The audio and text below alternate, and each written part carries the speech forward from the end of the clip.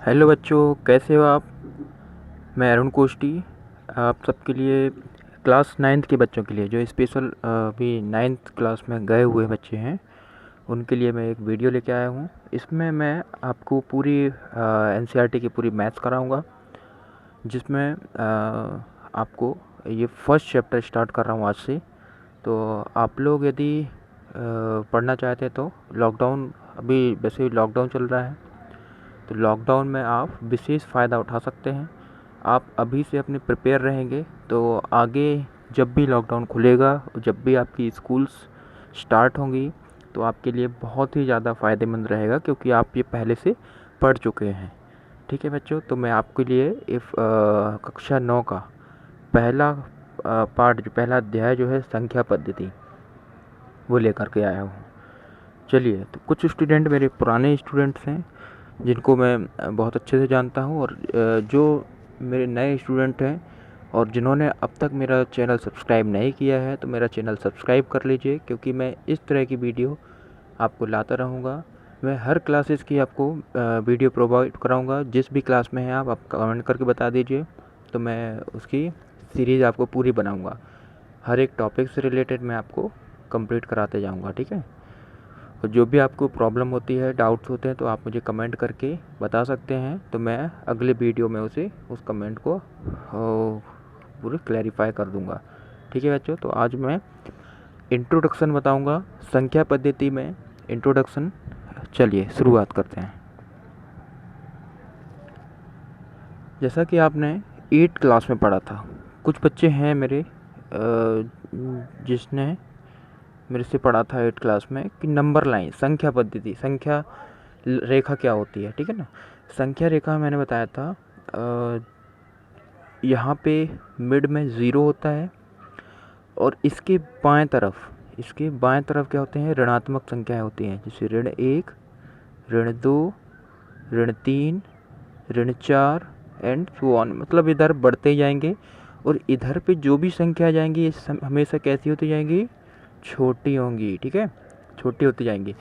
और इस साइड जो संख्या जाएंगी, मतलब हमारे दाएं हाथ साइड जो संख्या जाएंगी, वो कैसी होंगी, बढ़ती जाएंगी। ये कैसी होंगी, बड़ी होती जाएंगी।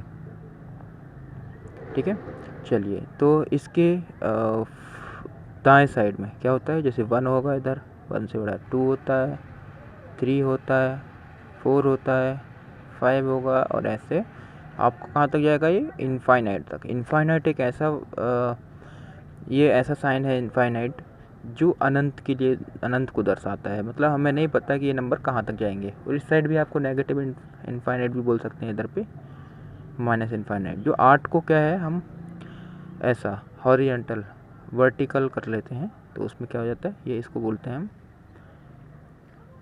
हॉरिजॉन्टल कर लेते हैं 8 को, तो क्या होता है, ये इनफाइनाइट कहलाता है। ठीक है, चलिए, तो आप इसके बाद हम आते हैं।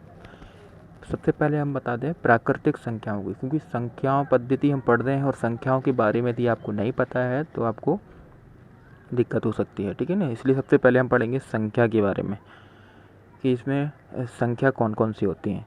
तो सबसे पहली संख्या होती है प्राकृतिक संख्या। कौन सी संख्या होती है, प्राकृतिक संख्या। चलिए, प्राकृतिक संख्या में आप काउंटिंग नंबर भी बोल सकते हैं इसे। काउंटिंग नंबर कैसे, कोई भी चीज़ हम जब काउंट करते हैं तो कहाँ से काउंट करेंगे, 1 से काउंट करते हैं, 1 2 3 4 एंड सो ऑन। ठीक है, ऐसे काउंट करते हैं ना, ऐसे तो काउंट नहीं करते, -1 -2 ऐसे उल्टा काउंट नहीं करते हम। ठीक है ना, ऐसा काउंट नहीं करेंगे हम। कहाँ से स्टार्ट करते हैं, या 0 से भी स्टार्ट नहीं करते कि 0 1 2 ऐसा भी स्टार्ट नहीं करते हम। कहाँ से स्टार्ट करते हैं, 1 से स्टार्ट करते हैं। Positive numbers, all positive numbers are is called natural number. English में इसको नेचुरल नंबर भी बोलते हैं। ठीक है, और आपको क्या है, ये 1 से स्टार्ट होने वाले सभी नंबर क्या हो जाते हैं, प्राकृतिक संख्या कहलाती हैं। तो दूसरा क्या होता है, दूसरा होता है पूर्ण संख्या। पूर्ण संख्या, पूर्ण संख्या क्या होती है बताओ। देखो, पूर्ण संख्या में क्या होता है, जो नेचुरल संख्याएं होती है, नेचुरल नंबर होते हैं, ठीक है ना, इसमें यदि हम 0 और ऐड कर देते हैं, जैसे 0 इधर पे 0 कर दिया, और बाकी पूरे नेचुरल नंबर रहेगा, इधर 4 5 एंड सो ऑन। ठीक है, चलिए, तो ये यदि इसमें हम जीरो नेचुरल नंबर में यदि जीरो भी ऐड कर देते हैं तो ये क्या हो जाता है, पूर्ण संख्या हो जाती है। इसके बाद थर्ड आता है आपका पूर्णांक संख्या। पूर्णांक संख्या, ठीक है, पूर्णांक संख्या में क्या होता है, ये जो नंबर हमने लिखे हैं इधर पे, ठीक है ना, all negative and all positive numbers, the group of all negative and all positive numbers, या ऋणात्मक और धनात्मक संख्याओं का समूह। लेकिन इसमें पूर्णांक संख्या में जीरो भी ऐड होता है। यदि हम सिर्फ इतना बोलेंगे ऋणात्मक और धनात्मक संख्याओं का समूह तो इतना काफ़ी नहीं है। तो इसके लिए हम एक चीज़ और बोल सकते हैं, पूर्ण संख्याओं और ऋणात्मक संख्याओं का समूह, ऐसा बोलेंगे इसके लिए। ठीक है, तो इसमें क्या बोलेंगे, पूर्ण संख्या। पूर्ण संख्या में क्या है, क्योंकि जीरो भी ऐड हो जाएगा इसमें, है ना, पूर्ण संख्या में जीरो भी ऐड हो जाएगा, और यहाँ पर ऋणात्मक संख्या में ऋणात्मक संख्या आपको पूरी हो जाएंगी इधर। तो यह क्या हो जाएगा पूर्णांक संख्या में, इधर पे लिखेंगे पूर्ण संख्या और ऋणात्मक संख्याओं का समूह। ठीक है, जैसे फॉर एग्जांपल आप कोई भी नंबर ले सकते हो, -4, -9, 0 भी पूर्णांक संख्या में आएगा। ठीक है, 5 भी आएगा। ठीक है, इधर पे पॉजिटिव कोई भी नंबर हो सकते हैं, ठीक है ना, एक्सेट्रा। चलिए फोर्थ वाले में हम आते हैं। आपको देखो ऋणात्मक नंबर पता है, ऋणात्मक नंबर पता है और धनात्मक नंबर पता है, तो इसके बारे में हम अब चर्चा नहीं करेंगे, क्योंकि आपने इतना तो मैं एक्सपेक्ट करता हूँ कि आपने 8 क्लास में ये सब पढ़ चुका है। ठीक है, और यदि नहीं भी पढ़ा है और यदि आपको कुछ स्पेशल वीडियो चाहिए इसके लिए तो आप मुझे कमेंट करके बताइए, तो मैं 8 क्लास का जो बेसिक्स था, जो आपको 9th में कुछ काम आने वाला है, ठीक है, जिसने नहीं पढ़ा है अच्छे से उनके लिए, ठीक है, तो आप मुझे कमेंट करके बता देना, तो मैं आपके लिए वीडियो बना दूंगा वो वाला। फोर्थ में मोस्ट IMP, ठीक है ना, ये सबसे ज़्यादा ज़रूरी है आपकी 9th में, परिमेय संख्या। कुछ इंट्रोडक्शन आपने 8 में भी पढ़ा था इसके बारे में, ठीक है ना। अब हम इसके कुछ क्वेश्चंस भी किए थे, परिमेय संख्या को जोड़ना, परिमेय संख्या को कैसे घटाते हैं, ठीक है ना, ये सब आप पढ़ चुके हैं। तो परिमेय संख्याओं के बारे में आपने पता है कि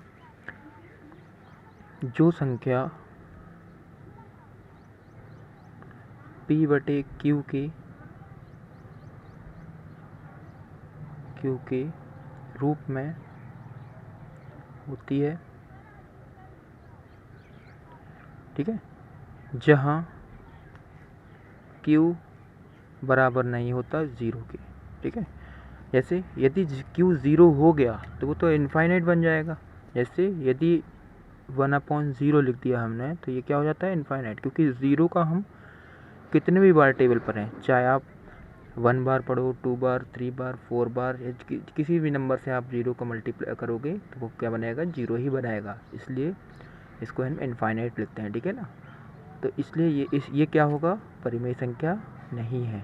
ठीक है, तो परिमेय संख्या कौन सी हो सकती है, 1/2, 5/3, बस 0 नहीं होना चाहिए, बाकी कोई भी हो सकते हैं। ठीक है ना, 5/3, 9/5, 6/2, इस टाइप से 6/2 को हम काट के जैसे 3 लिखते हैं, जैसे 3 लिखेंगे तो ये भी एक परिमेय संख्या है। बट क्यों, देखिए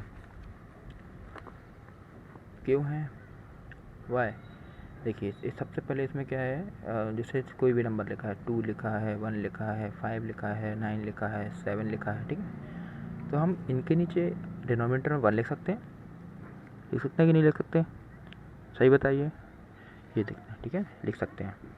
तो इसलिए क्या है, देखो इसमें P भी मिल गया, Q भी मिल गया, P भी मिल गया, Q भी मिल गया, सभी में ऐसा ही है। ठीक है, इसलिए हम, और Q यहाँ पे 0 भी नहीं है। ठीक है, Q इज़ नॉट 0, तो मतलब ये इस कंडीशन को फॉलो कर रहा है। जो क्वेश्चन इस कंडीशन को फॉलो करेगा तो वो क्या होगा, परिमेय संख्या कहलाएगी। ठीक है, चलिए परिमेय संख्या के बाद आपको इसके बारे में आपको कुछ और जानकारी मैं बताता हूँ कि आप लोग के लिए क्या क्या इम्पोर्टेंट रहेगा। 1 मिनट में चलिए, प्राकृतिक संख्या हो गया, पूर्णांक संख्या हो गया, परिमेय संख्या हो गया आपका, है ना, चलिए, वैसे इसके बेसिक्स में तो इतना ही है, तो चलिए अभी वीडियो हम यहीं पे फिनिश करते हैं, क्योंकि कल से हम करेंगे 1.1। ठीक है, अभी इंट्रोडक्शन आपका इतना ही था तो संख्या पद्धति में, तो 1.1 हम कल से स्टार्ट करेंगे। तो चलिए स्टूडेंट, आप जो भी स्टूडेंट आप मुझसे जुड़ना चाहते हैं, आप मेरे चैनल को सब्सक्राइब कर लीजिए, क्योंकि मैं आपके लिए पूरे एनसीईआरटी के सॉल्यूशंस कराऊंगा, जिससे आपको बहुत ही ज़्यादा बेनिफिट्स होंगे। ठीक है, तो और आपको जो भी डाउट्स हैं वो मेरे से क्लियर कर सकते हैं कमेंट में। चलिए बच्चों, ठीक है, थैंक यू।